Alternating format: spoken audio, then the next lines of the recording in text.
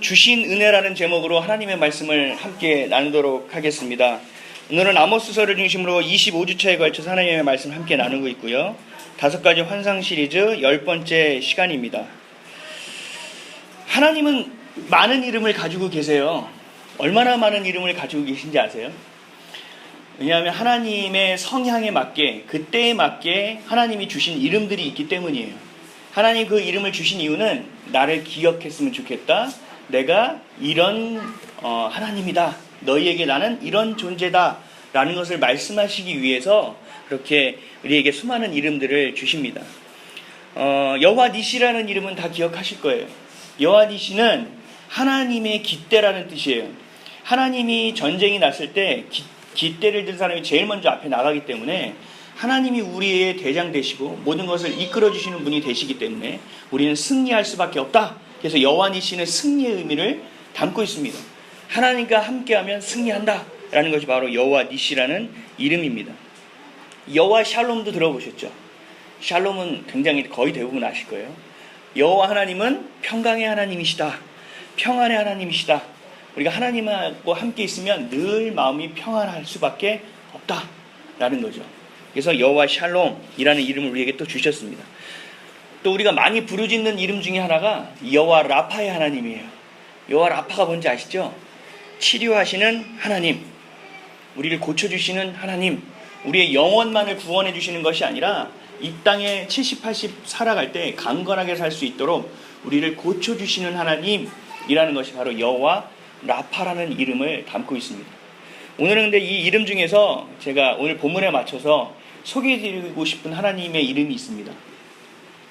눈치가 빠르신 분들은 금방 아셨을 거예요. 오늘 찬양부터 시작해서 전체적인 맥락이 여기 있습니다. 여호와 이레의 하나님을 여러분들에게 좀 소개를 시켜드리고 싶습니다. 여호와 이레의 하나님, 이 이름을 들으면 어떤 생각이 드십니까? 뭔가 떠오르는 하나님의 이미지가 있을 거예요. 형상이 있을 거예요. 아니면 이레가 뭐지? 여들의 이레, 이 이레인가? 라는 생각을 하시는 분도 계실 겁니다. 근데 이 여호와 이레라는 것은 하나님의 계획하심을 뜻합니다. 하나님의 예비하심을 뜻합니다. 우리의 인생이 그냥 왔다 가는 것이 아니라 철저하신 하나님의 계획 가운데 예비하심 가운데 있다라는 겁니다. 이 예비하심은 동반하는 것이 꼭 하나가 있어요. 놀라움을 동반합니다. 아브라함이 100살 돼서 겨우겨우 아들을 하나 얻었어요. 그 아들의 이름을 이삭이라고 합니다.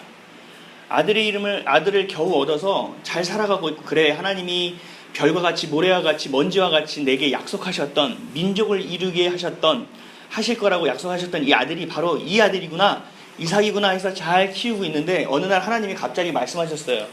너는 내가 준 이삭을 데리고 모리아 산으로 가라. 그래서 이 아들을 나에게 제물로 바쳐라. 청천벽력과 같은 말씀을 하나님이 하셨어요. 그래서 어떻게 할까 고민이 되니까 안 되겠다 싶어 이른 새벽에 깨자마자 아들을 데리고 서슴없이 그 모리아산의 길을 향하게 됩니다. 3일 길을 향해서 모리아산에 나와서 제단을 쌓고 나무를 쌓고 이제 아이들을 눕히고 칼을 대려는 그 순간 하나님 말씀하시죠. 아브라함아, 아브라함아. 성경에 보면 하나님이 이름을 2번 부르는 케이스가 거의 없어요. 이게 무슨 뜻이냐면 그냥 아브라함아, 아브라함아 이렇게 부르신 게 아니에요. 아브라함아, 아브라함아, 야야야야 이런 뜻이에요. 그걸 부르시면서 얘기한 게 내가 네 믿음을 보았으니 이렇게 하지 말아라. 그러면서 말씀하신 게 창세기 22장 13절에서 14절이에요. 제가 한번 읽어보겠습니다. 아브라함이 눈을 들어 살펴본즉 한 순양이 뒤에 있는데 뿔이 수풀에 걸려 있는지라. 아브라함이 가서 그 순양을 가져다가 아들을 대신하여 번제로 드렸더라. 아브라함이 그 땅 이름을 여호와 이레라 하였으므로 오늘날까지 사람들이 이르기를 여호와의 산에서 준비되리라 하더라. 아멘. 여호와 이레의 하나님은 처음에 이렇게 등장하시는 거예요. 너가 모든 믿음을 나에게 다 보여줬을 때 이것들을 이루시는 것조차도 내가 하는 거다. 이제 아들을 내리고 내가 예비한 저 순양, 머리 뿔 껴서 허부덕거리는 순양 보이지? 저 양을 통하여 나에게 예배 드렸으면 좋겠다라고 말씀하신 거예요. 그래서 이것을 아브라함이 믿음의 고백으로 여호와 이레의 하나님, 하나님이 예비하시는 하나님이시다 라고 고백했던 것입니다. 그 하나님이 지금 우리와도 함께 하시는 하나님이십니다. 이 여호와 일의 하나님이 존재하시는 이상 우리에게 우연이라는 것은 없어요. 세상 사람들은 모든 일을 하면 잘됐다. 우연치곤 대단한 일이야. 때가 맞았네. 야, 어떻게 이런 일이 있을 수 있어? 라고 이야기하지만 우리는 그것을 그냥 그대로 받아들이지를 않아요. 우리는 여호와 하나님, 일의 하나님이 이 세상을 창조하시고 지으시고 주관하시고 운행하시고 지금의 우리 삶에도 개입해 주시는 하나님이시기 때문에 우리는 우연을 믿는 것이 아니라 하나님의 계획하심을 믿게 된다는 거예요. 그것을 바로 여호와 일의 하나님이라고 이야기하고 있습니다. 그래서 늘 이 예비하심을 그때는 잘 몰라요. 아브라함도 잘 몰랐죠. 그래서 하나님이 타이밍에 딱 나타내 주시고 보여주시는 타이밍에 우리가 늘 깨닫게 되는 것이 있어요. 그렇지. 하나님이 계셨지. 그렇지. 내가 혼자 생각했던 것이 왜 이렇게 부질없이 했었지? 하나님이 나와 함께 하시는 분이 계신데 라고 우리는 나중에 돌아서서 시간이 지나고서 거의 대부분 알게 돼요. 그것을 하나의 단어로 정의하면 뭐냐면 은혜라고 이야기합니다. 이 모든 것이 은혜였구나. 이 지으시고 역사하시고 운행하시고 나를 이끄시고 계획하심이 하나님의 은혜구나 라고 깨닫게 된다는 것입니다. 그래서 오늘은 주신 은혜에 대해서 우리가 또 감사하는 마음뿐만 아니라 그에 대해서 하나님의 말씀을 좀 나눠보도록 하겠습니다. 첫째로 하나님의 계획하심은요 늘 우리의 상식을 뛰어넘습니다. 제가 신촌에서 잠시 사역할 때가 있었는데요. 그때 소모임을 제가 계속 방문해서 가이드도 해주고 기도도 해주고 또 격려도 해주면서 그 소모임을 돌아가면서 참석하는 시간들이 있었어요. 전도사 시절에. 근데 그 중에 한 자매가 간증을 했어요. 이 자매는 결혼도 하지 않았어요. 왜 결혼하지 않았냐 물어봤더니 나에게 하나님이 주신 사명은 교회를 위해 기도하라는 것이라고 자기가 분명히 음성을 들었기 때문에 아침부터 저녁까지 자기가 시간이 될 때마다 교회에 가서 기도하는 거예요. 하나님 이 교회를 세워주십시오. 목사님을 세워주십시오. 이 교회를 통하여 하나님의 땅을 살려주십시오. 하나님의 나라 거룩한 나라가 이 교회를 통하여 임하게 해주십시오. 라고 기도하는 게 이분의 사명이에요. 그래서 직장도 좋든 나쁘든 관계가 없어요. 많이 벌든 적게 벌든 관계없어요. 교회랑 가까운 곳이면 돼요. 왜냐하면 시간이 될 때마다 교회 가서 기도하는 거예요. 그래서 이 자매의 고민이 하나 있어요. 기도하는 건 참 좋은데 집이 강화도예요. 그래서 교통편이 좋지가 않은 거예요. 2번, 3번을 갈아타야 겨우 집에 가고 그 버스 시간도 자기하고 맞지가 않는 거예요. 철야 예배 끝나고 가야 되고 또 새벽 예배 나와야 되고 이렇게 시간들이 있는데 시간이 맞지가 않는 거예요. 그래서 이 자매가 목사님한테 양해를 구하고 아이들이 예배 드리는 실 있잖아요. 우리 지금 아이들이 있는 것 같아요. 저 방을 말씀을 드려서 밤새 철야를 하면서 거기서 잠깐 자고 일어나서 출근하고 새벽 예배 드리고 출근하고 이렇게 살았어요. 근데 본인도 이렇게 살아보니까 너무 힘든 거죠. 그리고 부모님도 나이가 많이 든 딸이 결혼도 안 하고 맨날 교회에 있는 모습이 좀 불안하기도 하고 그리고 그 교회는 24시간 문을 개방해놔요. 누구라도 와서 기도할 수 있게. 그러니까 이 자매가 혼자 교회에 있는 것이 좀 부담스러운 거예요. 또 신촌 한가운데 있어요. 신촌역 사거리 가운데. 그러니까 좀 마음이 불안한 거예요. 그래서 기도를 한 거죠. 하나님, 평소에 이 기도는 제가 안 했는데 좀 불안합니다. 하나님 사명에 대해서 내가 불만도 없고 불평도 없고 저 잘했던 거 아시죠? 근데 집을 좀 왔다 갔다 했으면 좋겠는데 너무 힘들어요. 라고 기도했는데 하나님이 그 기도를 단박에 들어주셨어요. 어떻게 들어주냐면 버스 노선, 없던 버스 노선이 하나가 갑자기 생긴 거예요. 우리 김포에 사시는 분들은 알 거예요. 빨간색 1004번 버스를 1004번 버스를 타고 신촌에서 타고 고촌으로 받아서 한 번만 갈아타면 집 앞까지 바로 가는 버스가 생긴 거예요. 그래서 이분이 간증을 막 하시는 거예요. 그 소모임에서. 내가 이렇게 기도했더니 하나님이 나를 보시고 버스 노선을 만들어 주셨다. 그것도 하나님이 내가 했다 얘야 우연이 아니란다를 알려주시기 위해서 그것도 1004번으로 해주셨어요. 그래서 간증을 듣고 속으로 참 대단한 사람이구나. 어떻게 이런 간증을 할 수가 있지? 이런 기도를 하는 것도 참 대단하네. 주의 종으로서 되게 부끄럽더라고요. 근데 옆에 앉는 사람들이 얘기하는 거예요. 아유, 그런 일이 세상에. 아니, 그럴 수도 있지. 그렇게 가끔 이렇게 될 때도 있어. 근데 너무 갖다 끼워 맞추는 거 아니야? 그래서 한 명이, 두 명이 막 비아냥하면서 비우기 시작해요. 그래서 제가 그 얘기를 듣고 더 이상 안 되겠다 싶어서 하나님은 신실하신 하나님입니다. 그러면서 제가 막 예비하신 하나님, 여호와 이레의 하나님을 다 이렇게 말씀을 드렸어요. 그냥 참관하러 갔다가 설교를 했어요. 그래서 그 분에 대해서 믿음에 대한 칭찬도 해주고 또 권면도 해주고 또 다른 분들도 그렇게 기도하기에 대한 도전도 심어주고 그랬던 시간이 있었어요. 근데 그 자매의 간증을 듣고 제가 집에 돌아오면서 생각했어요. 하나님이 그치, 기도를 들으시는 하나님이시지. 저는 늘 치료하시는 하나님, 집이 망하니까 나를 먹여주시는 하나님, 돈이 없으니까 그래도 돈을 좀 주시는 하나님, 늘 나의 틀에 박혀서 내 상식에 있는 하나님께 구했는데, 아, 이것도 구해도 되는구나, 아, 저것도 구해도 되는구나 라는 것을 제가 깨닫게 됐어요. 그래서 지금은 막노동판에서 노동하시는 분들을 이렇게 보고도 기도를 해요. 안전장치가 없어요. 하나님, 저 사람 집에 가면 하나의 가장이고 누구의 아빠일 텐데 하나님 저 사람 지켜주시면 안 돼요? 라는 기도까지도 제 입에 배게 됐어요. 아, 하나님이 기도에 대해서 참 기뻐하시고 그 기도를 이루시는 것에 대해서 굉장히 기뻐하시는구나 라는 것을 제가 깨달았기 때문에 그렇습니다. 여러분들은 기도를 어떻게 하십니까? 내 상식선에서 하지 않습니까? 하나님은 우리의 상식 가운데 거하시는 분이 아니라는 것을 분명히 기억하셔야 돼요. 그래서 너무 이거 오버하는 거 아니야? 아, 이것까지 기도해서 되겠어? 라는 것들도 여러분들이 기도하셔야 돼요. 저희 아이들은 태어났을 때부터 엄마 뱃속에 있을 때부터 제가 기도해 주는 것이 있습니다.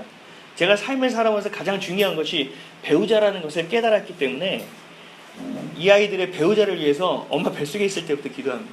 하나님, 이 아이들의 만남의 축복이 있게 해주십시오. 그 가운데 배우자의 만남의 축복이 가장 중요하지 않습니까? 하나님을 신실하게 사랑하고 또 잘생겼으면 좋겠고 건강했으면 좋겠고 또 둘이 손을 맞잡고 하나님의 일을 감당하고 손을 잡고 금식하며 기도하며 하나님만을 찬양하는 배우자들을 만나게 해주십시오. 또 하나님, 세상에서 꿀리면 안 되지 않습니까? 세상 가운데서도 능력 있는 하나님의 자녀들을 만날 수 있게 해주시고 서로가 서로를 알아볼 수 있게 해주시고 이런 기도를 늘 해왔어요. 지금도 하고 있어요.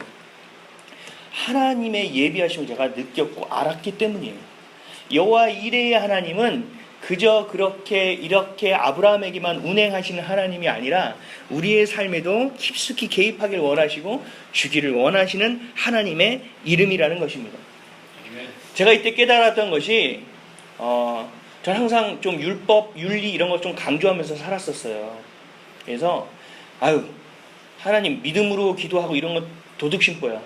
내가 노력을 하나도 안 했는데 기도만 한다고 되겠어? 이건 아니야.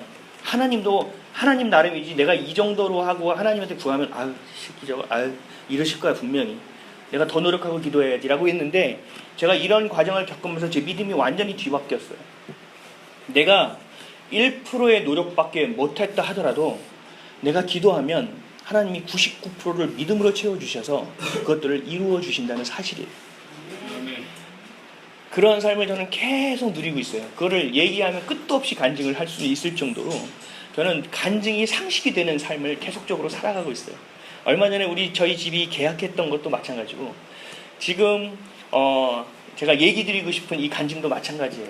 수많은 간증이 있지만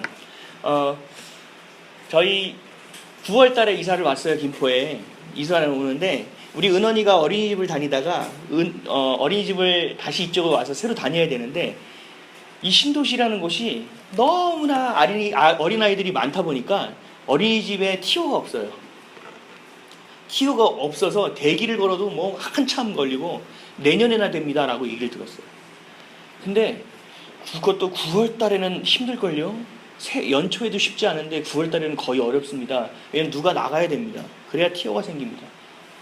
어떡하지 고민하다가 제 마음에 무슨 마음이 딱 들었냐면 하나님이 집도 주셨고 이사 갈 것도 다 계획해 주셨고 정말 이사 가지도 못할 거라고 생각했는데 기가 막히게 좋은 집으로 주셨는데 우리 형평과 사정까지 딱 맞춰 주셨는데 은원이 어린이집을 안 주셨을까? 말도 안 되지. 그치, 기도하라고 하시는구나. 그래서 기도하기 시작했어요. 가정예배 때 제가 선포했어요. 하나님이 우리에게 집도 주시고 이사갈 것도 주시고 모든 것을 다 줬는데 은원이의 어린이집을 주시지 않았을 리는 만무하다. 우리가 감사함으로 선포하고 기도하자. 하나님 고맙습니다. 예비해 주시니 감사합니다. 정말 좋은 선생님을 만날 수 있게 해주셔서 감사합니다. 집에서 가까운 어린이집을 주셔서 감사합니다. 라고 우리가 선포하면서 기도했어요. 그랬더니 놀라운 일이 생겼어요. 저희가 집을 보러 막 다니다가 우연히 현수막을 본 게 있거든요. 어린이집 개원합니다. 그래서 그 전화번호를 저도 모르게 입력을 시켜놨었어요. 저 장에. 그게 생각이 났어요. 그래서 거기다가 전화를 했죠. 어린이집 티오가 있냐고. 그랬더니 옛날에 개원을 2달 전에 개원을 했어야 되는데 그 개원이 행정 절차의 미숙으로 인해 밀렸어요. 그래서 저희 이사간에 딱 정확하게 맞았어요. 그래서 서류 그냥 내시면 되는데요 라고 얘기를 하더라고요. 티오고 뭐 이런 게 필요 없어요. 지금 모집 기간이니까 그냥 내세요 라고 말씀하시더라고요. 그것도 두 분이 맞벌이면 가능합니다 라고 얘기하더라고요. 근데 개척교회 증명할 수 있는 게 없잖아요. 아니요, 증명할 수 있는 게 없는데요? 그러면 좀 어려워요. 근데 갑자기 생각나는 게 우리가 지금 그 선한 사업을 하고 있는 라이프 플러스라는 게 기억이 났어요. 매출은 거의 없는데 괜찮습니까? 괜찮아요. 사업자 등록증과 통장 사본만 내시면. 아니 매출이 고스란히 돼서 제가 창피해서 내기가 어려운데요. 저희 그런 거 안 봐요. 그냥 있는 집만 봅니다. 그걸 냈더니 맞벌이로 인정을 받아서 은원이가 어린이집을 가게 되었습니다. 놀랍지 않으십니까? 하나님은요 우리가 세워놨던 계획 하나만 가지고 보지 않으세요. 여러 가지 경우의 수와 앞으로 있어야 될 일까지 척척척척 모든 것이 우리가 세상에 말하는 거 있죠. 아구리가 맞게끔 하나님은 다 인도하시고 일을 계획하신다라는 거예요. 그러니까 여호와 이레 하나님이 그냥 순양을 준비하시는 분만이 아니라 우리의 모든 삶을 책임져 주시는 것이 바로 여호와 이레의 하나님이라는 것을 우리가 반드시 기억하셔야 됩니다. 그래서 여호와 이레의 하나님을 항상 향하고 마음으로 품고 기도하시는 여러분 되시기를 주님의 이름으로 축원드립니다. 아멘. 1004번의 버스를 만드신 것도 마찬가지예요. 하나님은요 우리 한 명을 위해서 도시의 계획을 바꾸시는 분이에요. 우리 한 명의 기도를 통하여 이 나라의 정체까지도 바꾸시는 분이 하나님이세요. 그냥 어린이집 정도야. 하나님은요 이렇게 말씀드려서 좀 뭐하지만 암이나 감기나 하나님에게는 똑같습니다. 감기를 낫게 하시는 것도 암을 낫게 하시는 것도 하나님에게 있어서는 똑같다라는 거예요. 제가 청년들에게 흔히 예를 드는 게 있어요. 지금 우리가 이 작은 건물 3층짜리 건물이 있고 63빌딩이 있고 어마어마한 IFC 건물이 여의도에 있지만 하나님의 입장에서 이렇게 봤을 때는 높이가 하나도 보이지 않는다. 하나님의 입장에서 봤을 때는 동그랗고 네모나고 그 네모가 좀 크냐 동그라미가 좀 크냐를 보이지 높이는 절대 보이지 않는다 라는 거예요. 하나님의 입장, 하나님의 시선을 기억하고 우리가 기도하는 것들이 필요하다는 것을 말씀드리고 싶은 거예요. 하나님 우리의 상식 가운데 계시지 않습니까? 늘 우리의 상식을 넘어선 분이 하나님이십니다. 그렇기 때문에 우리는 그것들을 이루시는 분이 하나님이신을 반드시 믿어야 합니다. 그때 이런 은혜가 우리 삶의 가장 큰 기쁨이고 감사임을 알아야 하는데 문제는 우리가 그 은혜를 잊고 살아간다는 것에 있습니다. 놀라우신 하나님 할렐루야 그러고 막 방방 뜨다가 또 힘든 일이 오면 또 축 늘어져가지고 눈에는 다크서클이 져가지고 왜 무슨 일 있어? 또 하나 터졌지 뭐야. 앞에 그 일을 이루신 하나님을 기억하지 못하고 다시 그 일을 해결하실 하나님을 기억하지 못하고 그 일의 문제에 초점을 맞추고 있다는 것은 주신 은혜를 이미 망각했다라는 것입니다. 하나님을 그것들을 뛰어넘으시는 것을 늘 은혜를 주시는 분을 기억하시기를 바랍니다. 우리를 향해 늘 계획하시는 여호와 이레 하나님 그 은혜를 기억하고 감사함으로 살아가는 저와 여러분 되시기를 주님의 이름으로 축원드립니다. 두 번째는요. 은혜를 잊는 것은 왜냐하면 부르심의 목적이 생전의 목적으로 변질되기 때문에 그래요. 하나님의 부르심의 자녀라고 살아감에도 불구하고 내가 현실적으로 들어왔을 때 먹고 살아가야 되는 것이 필요한 것이 자꾸 생각나서 부르심의 목적이 생전의 목적으로 변질되기 때문에 그렇다라는 거예요. 그렇기 때문에 우리가 은혜를 잊어버리고 잃어버리고 산다라는 것입니다. 하나님이 이스라엘 백성들을 부르신 그 부르심에 대해서 오늘 본문 7절을 통해서 이렇게 말씀하십니다. 다 같이 한번 읽겠습니다. 시작. 여호와의 말씀이니라 이스라엘 자손들아 너희는 내게 구수족속 같지 아니하냐. 내가 이스라엘을 애굽 땅에서 블레셋 사람을 갑돌에서 아람 사람을 기르에서 올라오게 하지 아니하였느냐. 아멘. 하나님이 이스라엘 백성들을 애굽에서 불러주셨어요. 이 400년 동안 노예 생활로 살고 있던 이스라엘 백성들을 불러낸 이유는 하나님이 주셨던 약속이기도 하지만 다른 민족처럼 그저 먹고 마시는 거에 치중하는 삶을 살기를 원치 않으셨기 때문에 그래요. 너희들은 하나님의 은혜로 살아가는 백성이라는 것을 분명히 말씀해주고 싶어서 그랬다라는 겁니다. 이 당시에 하나님이 이스라엘 백성들, 히브리 민족만 애굽 땅에서 끌어낸 것이 아니라 오늘 본문의 말씀처럼 구스족속이 이동을 했고 또 블레셋 사람이 이동을 했고 아람 사람이 이동을 했어요. 지금 민족이 이동하는 시기였나 봐요. 구스 사람이라는 건 아프리카 사람을 얘기하거든요. 아프리카 고대 근동 지역, 아프리카, 애굽, 지금의 이라크, 이란, 지금 시리아 이 땅에 있던 모든 사람들이 지금 이동을 하는 시기였어요. 블레셋 사람들도 크레타 섬이라는 곳에서 무트로 이동했어요. 애굽을 치고 이스라엘 쳐서 그 평야 가운데서 자신들의 민족을 계속적으로 이루려고 했었어요. 그런 시대예요.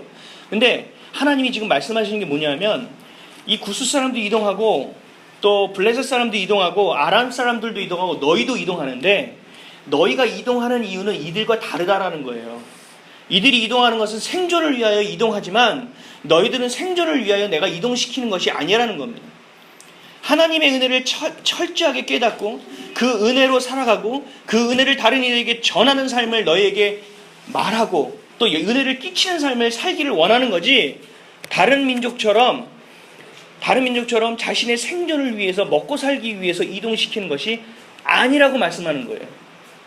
너희들 그렇게 부르지 않았는데 너 그런 것 같다? 라고 말씀하시는 것이 오늘 본문 7절이라는 겁니다.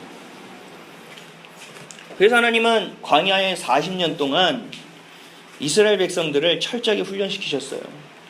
먹고 마시는 것도 은혜로밖에 안 됐고 이동하는 것도 은혜 없이는 안 됐고 마시는 물조차 은혜 없이는 안 됐고 싸우는 것조차 은혜 없이는 안 됐고 오직 은혜를 배우고 은혜를 내 마음과 생각에 습득하고 은혜로 살아가는 사람들을 하나님이 만들기 위해서 훈련시키신 거라는 겁니다. 그것들을 은혜를 펼치기 위한 것이 바로 가나안 땅이었다는 것입니다. 근데 지금은 다른 민족과 다를 바 없는 민족이 되어버렸다라고 말씀하시는 거죠. 하나님께서 부르신 목적을 생존이라는 목적과 바꾸어 버린 것입니다. 하나님을 믿는 백성이 하나님을 모르는 백성과 구별되는 구별점이 하나도 없어져 버렸다라는 거예요. 제가 교회 다니는 사람들을 가끔 물어봐요. 교회는 왜 다녀요? 하나님은 누구예요? 예수님은 당신에게 어떤 존재예요? 말씀은 도대체 당신한테 뭐예요? 물어보면 버벅거리고 그 성경 안에 있는 얘기만 해요. 들었던 것만. 아니 그게 아니고요. 당신이 만났던 하나님이 누구냐고요. 당신에게 말씀은 뭐냐고요. 내 삶을 통해서 만난 하나님이 누구냐고요. 그거에 대한 느낌을 물어보는 겁니다. 잘 몰라요. 뭐냐면 이게 심각한 겁니다. 내가 예수님을 만나본 경험이 없다라는 거예요. 내가 말씀의 맛을 본 경험이 없다라는 거예요. 내가 말씀의 권능을 체험한 경험이 없다라는 거예요. 이건 굉장히 심각한 상황이에요. 결국은 우리는 이 세상 가운데 지금 절로 가는 사람들, 이 시간에 누워 자고 있는 사람들, 어제 열심히 달리고 속이 쓰리고 머리가 땡해서 누워있는 사람들과 별반 다르지 않다라는 겁니다. 하나님이 그렇게 말씀하시는 거예요. 너희가 은혜로 살아갔고 은혜로 살아가길 원하고 그 은혜를 전하길 원하는데 지금 나와 앉아있지만 그들과 무엇이 다르냐? 너가 은혜로 살아가고 있느냐? 너희가 은혜를 전하고 있느냐? 너희가 은혜를 받고 있느냐? 은혜를 끼치고 있느냐? 라고 하나님이 말씀하고 계시다라는 겁니다. 하나님의 백성으로 살아가는 것과 백성이 아닌 사람들과 구분점이 사라졌다라는 거죠. 김포 이 땅을 이렇게 지나가다 보면 북변동에 하나의 이게 글귀가 써 있는 게 있어요. 한반도에서 최초로 쌀을 재배한 곳이라고 되어 있어요. 그래서 이 김포는 김포평야로 불리었고 여기에 있는 쌀들이 임금님 수라상에 오르는 쌀들이었죠. 그래서 김포 금쌀 하면은 많은 사람들이 알아주는 쌀입니다. 그죠? 지금 그래도 많이 좀 맛이 좀 그래졌지만 김포라는 곳은 그런 곳이에요. 근데 이곳에 신도시가 세워졌어요. 그래서 농지로 쓰던 곳이 이제 땅들을 다 개발해서 아파트들이 들어오기 시작했어요. 그 아파트가 들어오기 시작했고, 그래서 물론 전세는 있어도 서울에 있는 사람들이 밀려올 수밖에 없었고, 서울과 지리적인 요건이 가깝기 때문에 김포로 몰려오는 이유도 있지만 이곳에서 개발을 했기 때문이에요. 농지를 사람들이 편안한 인프라를 만들어 놓고 땅을 또 저렴한 땅에 아파트를 짓고 해서 사람들이 와서 살 수 있는 공간을 만들어 줬다는 거죠. 그래서 사람들이 들어오는 거예요. 지금 한 36만 좀 넘었더라고요. 사람들이 육박하고 있어요. 계속 들어오는 거예요. 계속 들어오는데 많은 사람들이 들어와요. 믿는 사람들 들어오고 믿지 않는 사람도 들어오고 저 같은 사람도 들어오고, 그래서 다 이 대도시에 사람들이 들어와서 대도시를 이루고 이쪽으로 유입이 되기 시작해요. 근데 똑같이 비슷한 이유로 인하여 이 김포 도시에 와서 함께 살아가고 있지만 우리의 생각과 마음은 근본적으로 달라야 돼요.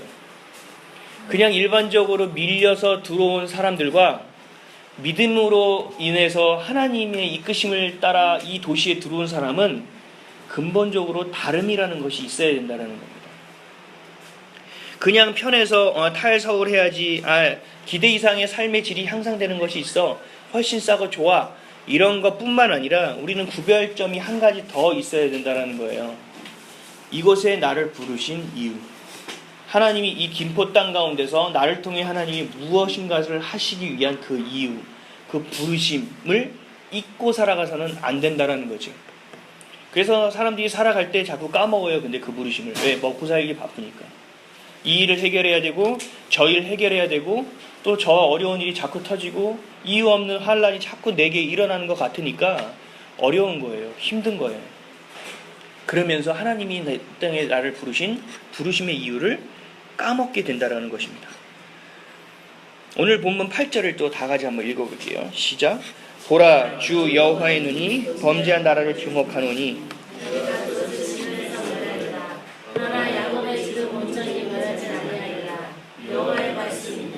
아멘.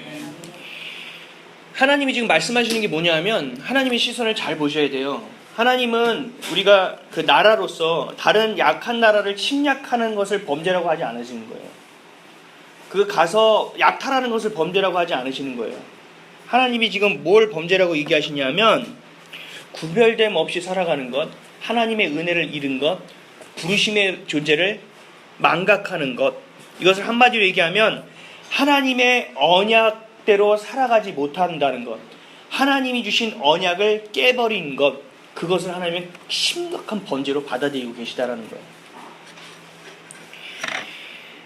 하나님과 맺은 언약 중에 가장 첫 번째가 뭔지 기억하세요? 시내산에서 받은 10가지 언약 중에서? 네? 기억 안 나십니까? 다른 신을 섬기지 말라고 하셨잖아요. 그죠? 나 이외에 그러면서 결정적으로 첫 방부터 선빵을 날리셨잖아요. 나 이외에 다른 거 보지 마. 내가 너 앞에 서 있어야 돼. 넌 내 눈만 봐. 나만 따라와. 이러시는 게 첫 번째란 말이에요.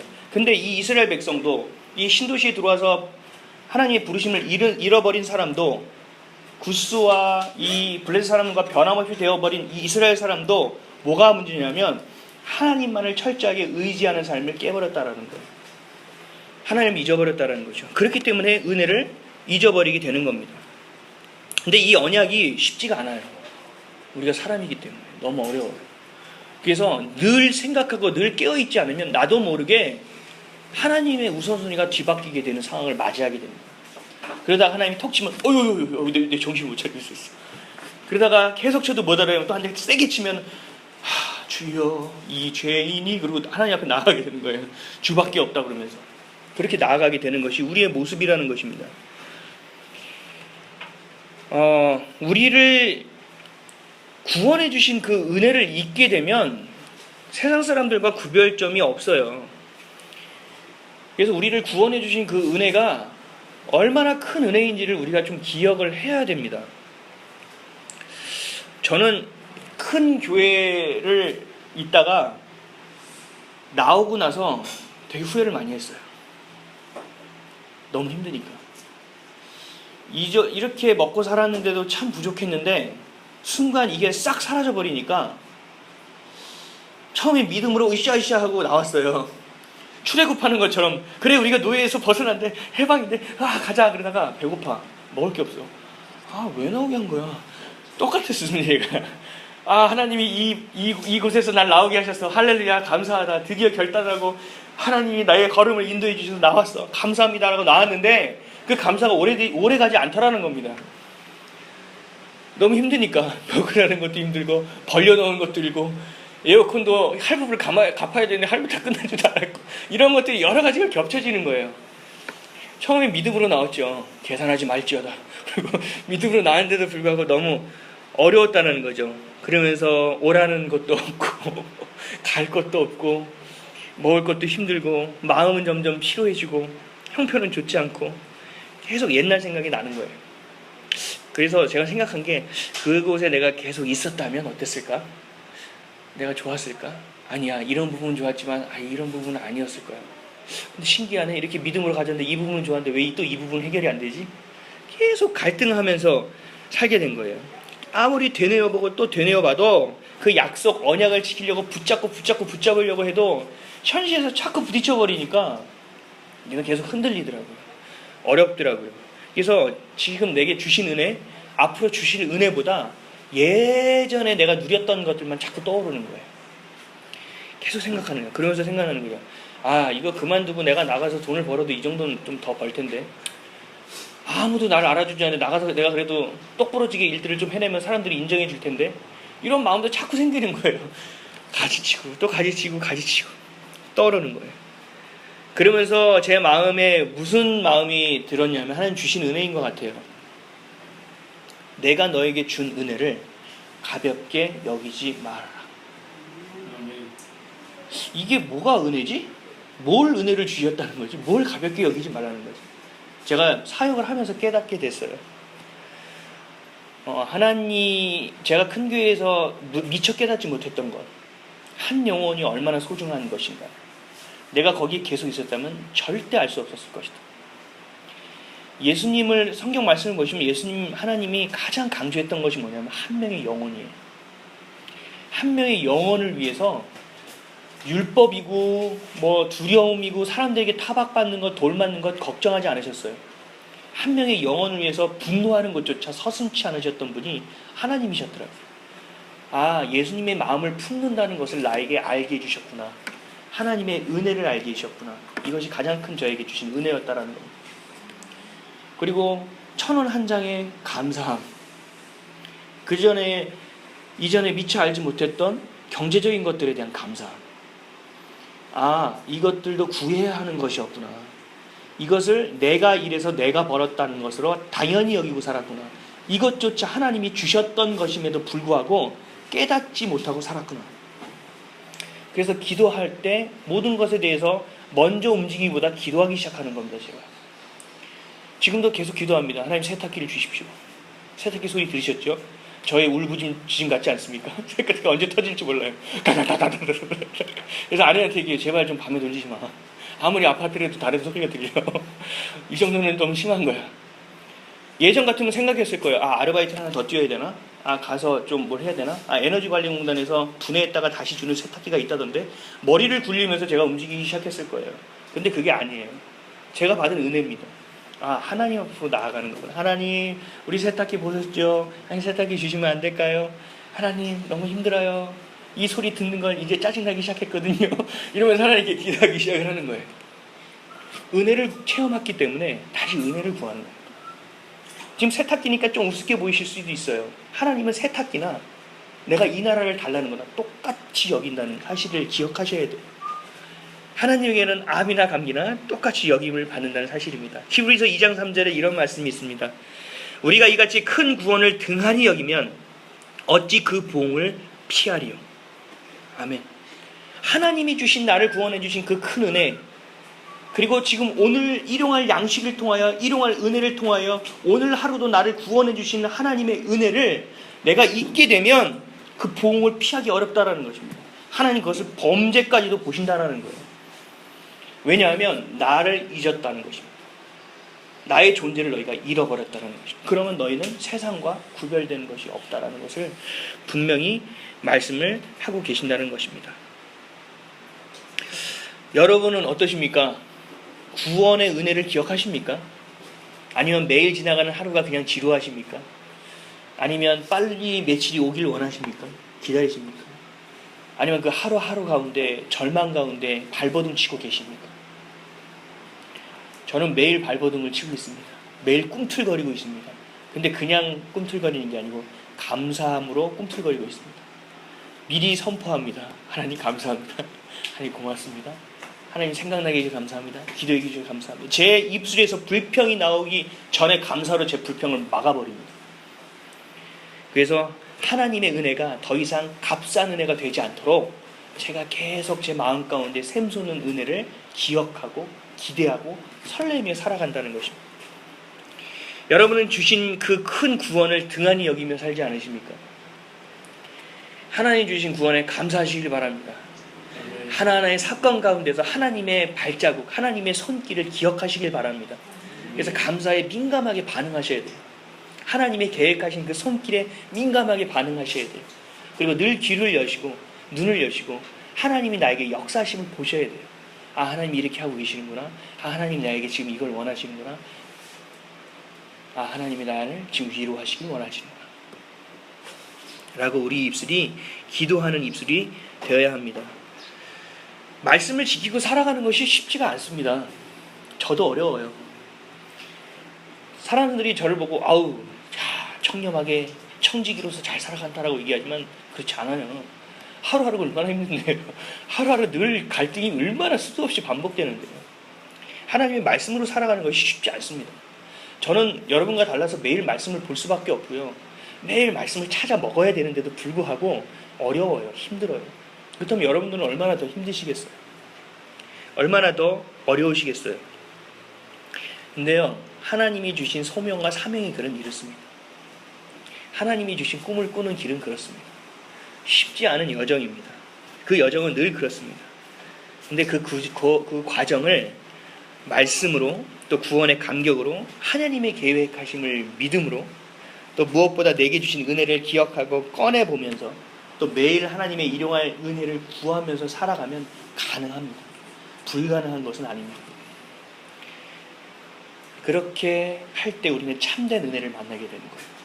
사도 바울은 이렇게 고백했어요. 하나님, 은혜 위에 은혜를 체험케 해달라.